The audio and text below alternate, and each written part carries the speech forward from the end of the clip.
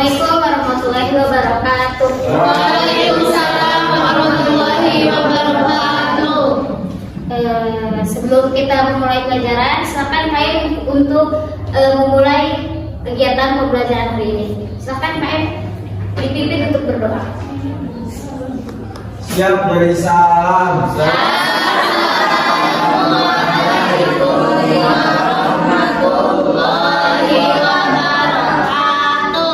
Baca doaan. Bismillahirrahmanirrahim. Raditu billahi rabba wa bil islami dinan wa bi Muhammadin nabiyya wa rasulah.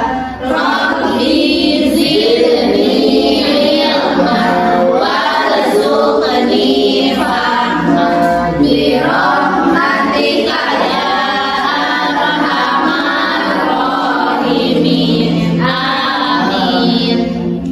Hari ini ada yang tidak hadir? Ada. Siapa aja? Tidak. Kenapa? Saya. Sudah kemarin nggak hadir, sekarang nggak hadir. Mudah-mudahan yang sakit segera disembuhkan. Amin. Diangkat penyakitnya oleh Allah. Amin. Ada lagi yang nggak hadir? Tidak. Tidak ada? Udah ini aja? Ya. Semoga yang hadir selalu diberi kesehatan juga untuk selalu menghadiri kegiatan pembelajaran. Amin. Untuk hari ini kita akan belajar tentang jinayah. Tahu ada yang pernah belajar semalam tentang jinayah? Belum. Kenapa belum? Apa udah buka buku pelajaran? Kenapa enggak? Males? Tidur. Saat tabung tadi. Masih kena ke firman belajar adiknya. Yuk. Oke, jinayah. Ada yang tahu tentang jinayah? Jinayah itu apa? Jinayah. Menghilangkan nyawa seseorang. Oke, ada lagi? Pembunuhan. Lagi? Pembacokan. Pembacokan. Terus ada lagi? Ada lagi nggak?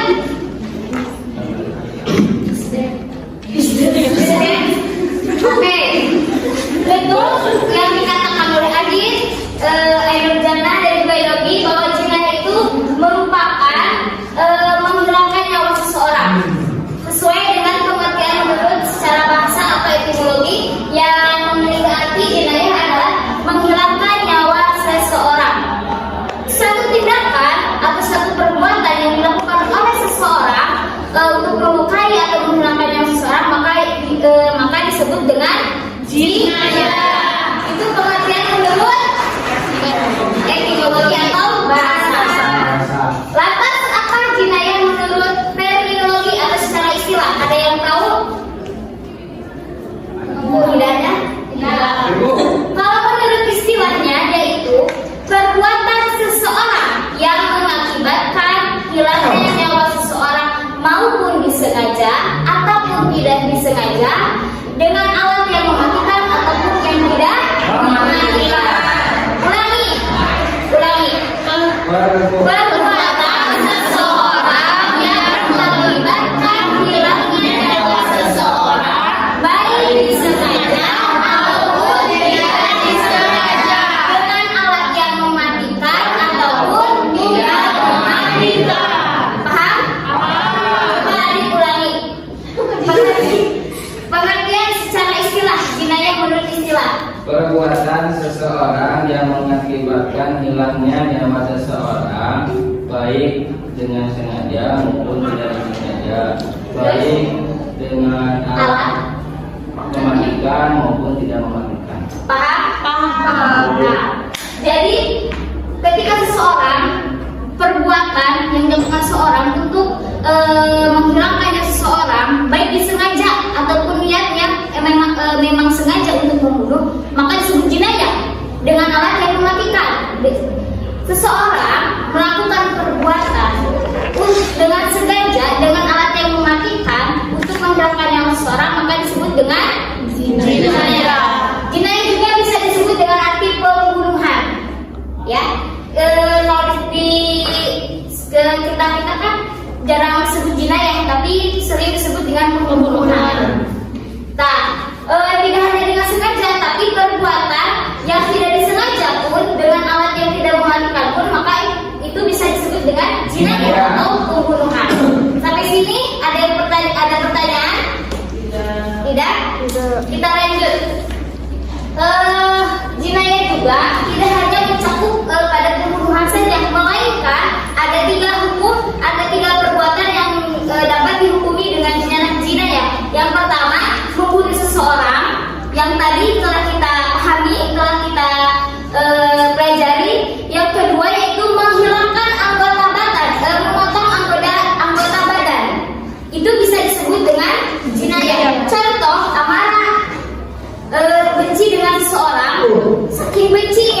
tangannya dipotong, misalkan, maka itu disebut dengan jinayah. yang ketiga yaitu menghilangkan manfaat dari badan, misalnya menghilangkan fungsi dari panca indera.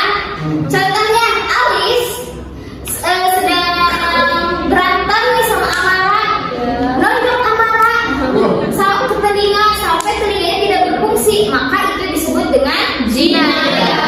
Paham? Paham. Ada berapa tadi perbuatan yang dapat dihukum jinayah? Tiga. Pertama, membunuh.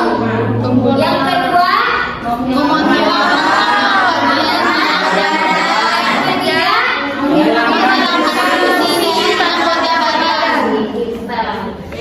dalam perbuatan jinayah itu sama dibenci oleh Allah yang merupakan dosa besar. Ini jinayah ini adalah tahap tertinggi kedua setelah syirik. Jadi tertinggi pertama itu syirik yang merupakan dosa besar. Yang kedua yaitu jinayah yaitu pembunuhan. Paham? Paham. Ada pertanyaan? Tidak? Tidak. Kita lanjut. Yaitu macam-macam jinayah. Macam-macam jinayah itu ada? Ada yang tahu? Amdi. Tiga. Yang pertama, Adit, Qatlul amdi. qatlul amdi. Apa qatlul amdi? Pembunuhan sengaja, Bu. Pembunuhan sengaja, pintar. Apa yang disebut qatlul amdi atau pembunuhan yang disengaja? Pembunuhan yang sengaja. Jadi qatlul amdi yaitu pembunuhan yang direncanakan dengan alat yang mematikan yang menyebabkan nyawa seseorang hilang. Harus ingat, pahami. Qatlul amdi yaitu pembunuhan yang direncanakan dengan menggunakan alat yang mematikan hingga menghilangkan nyawa seseorang. Itu disebut dengan qatlul amdi. Maksud sengaja di sini yaitu pembunuh atau pelaku pembunuhan mempunyai niat sebelumnya mempunyai niat untuk membunuh seseorang, maka itu disebut dengan qatlul amdi. Yang kedua apa? Yang kedua yaitu al-qatlu sirhil amdi. Qatlu sirhil amdi ini yaitu pembunuhan seperti sengaja. Maksudnya bagaimana? Pembunuhan tanpa niat membunuh dengan menggunakan alat yang biasanya tidak mematikan, tetapi dapat menghilangkan nyawa seseorang. Maksudnya bagaimana? Kita beri contoh. Contohnya seperti Yogi sedang berburu ke hutan, misalkan ingin memburu burung atau rusa, tapi menggunakan bambu misalkan. Kan biasanya bambu tidak mematikan kalau satu kali itu kan. Dan juga Yogi tidak memiliki niat untuk membunuh seseorang. Ketika ingin ada rusa, ketika ingin melempar, ada firman lewat. Si bambunya malah kekirman, satu kali lemparan malah mati. Nah, maka ini disebut dengan qatlu sirhil amdi karena Yogi tidak ada niat untuk membunuh dengan tidak menggunakan alat yang mematikan. Tapi malah mati. Maka itu disebut dengan qatlu sirhil amdi. Paham? Untuk yang ketiga yaitu qatlul khata. Apa qatlul khata? Yaitu pembunuhan bersalah atau bersalah. Yang maksudnya yaitu pembunuhan tanpa niat membunuh, tidak melakukan pembunuhan seseorang yang tidak ada niat untuk melakukan kejahatan, tetapi perbuatannya itu dapat menghilangkan hilangnya nyawa seseorang. Agak sedikit mirip dengan qatlul sirhil amdi, tapi sangat berbeda. Contohnya, Adi sedang bercanda dengan Yogi. Biasa di kelas kan suka bercanda. Misalkan Adi mau melempar pulpen ke Yogi, niatnya bercanda, malah gitu kan, malah mati. Maka itu disebut dengan qatlul khata, yaitu pembunuhan bersalah. Dari ketiga ini kita dapat dipahami. Nanti kalau ibu bertanya harus bisa ya. Untuk selanjutnya yaitu dasar hukum dari jinayah. Ada yang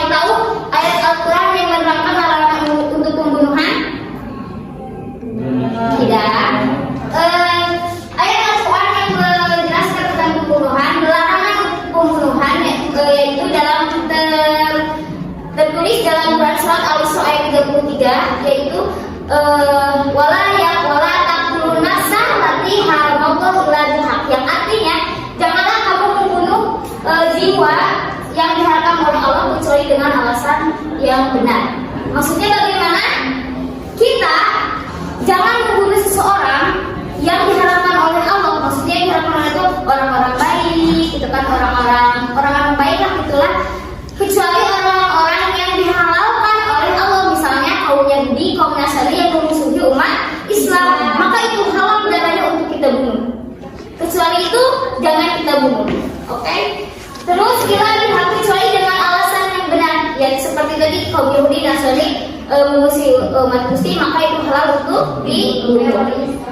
Bagaimana jika ada dua belah pihak yang saling membunuh tapi tanpa ada alasan yang benar, maka itu hukumnya bagaimana? Maka si pembunuh dan yang terbunuh itu akan masuk neraka. Pembunuh yang dibunuh maka masuk neraka tanpa alasan. Sebagaimana sabda Nabi, al-qatilu wal maqtulu finnar. Pembunuh dan yang terbunuh akan masuk neraka tanpa alasan, kecuali ada alasan yang dihalalkan oleh Allah, maka boleh-boleh saja. Seperti perang-perangan umat muslim dengan kaum Yahudi, boleh. Kalau tidak ada, ya tetap saja akan masuk neraka. Selanjutnya yaitu hukuman bagi pembunuh. Tadi jinayah ada berapa? 3. Yang pertama qatlul amdi. Maka hukumnya bagaimana? Jika seseorang membunuh dengan sengaja, maka hukumannya adalah qisas. Apa qisas? Yaitu dengan hukuman sanksi. Nyawa dibalas nyawa, mata dibalas mata, tangan dibalas tangan. Nah, itu qisas. Hukum qisas ini berlaku jika keluarga korban tidak memaafkan, maka disebut qisas. Tapi bagaimana hukum jika keluarga memaafkan? Maka hukumannya yaitu diyat mughaladzah. Apa diyat mughaladzah? Dendaan yang berat. Mughaladzah. Selain diyat mughaladzah, ya pembunuh juga harus melakukan kafaroh. Apa kafaroh? Yaitu berpuasa 2 bulan secara berturut-turut. Ini dia mughaladzah dan kafaroh jika keluarga pembunuh memaafkan. Tapi jika tidak memaafkan, maka hukumannya qisas. Ini untuk qatlul amdi. Yang kedua, qatlul sibul amdi. Apa? Kalau ini tidak diqisas, meskipun tidak dimaafkan oleh keluarga, tetapi apa? Membayar diyat mughaladzah dan juga untuk qatlul sibul amdi. Kalau untuk ini, meskipun dimaafkan atau tidak dimaafkan, tetap hukumannya yaitu diyat mughaladzah dan juga kafaroh. Untuk ini. Yang ketiga, hukuman untuk qatlul khotoh yaitu dengan diyat mukhafafah atau dendaan yang ringan dan juga kafaroh. Oke? Sampai sini ada pertanyaan? Tidak ada tentang hukuman? Tidak ada. Oke? Karena tidak ada pertanyaan untuk pelajaran hari ini, Ibu sudahi saja. Dapat dipahami? Tidak ada pertanyaan? Baiklah, kita tutup untuk pertemuan kali ini dengan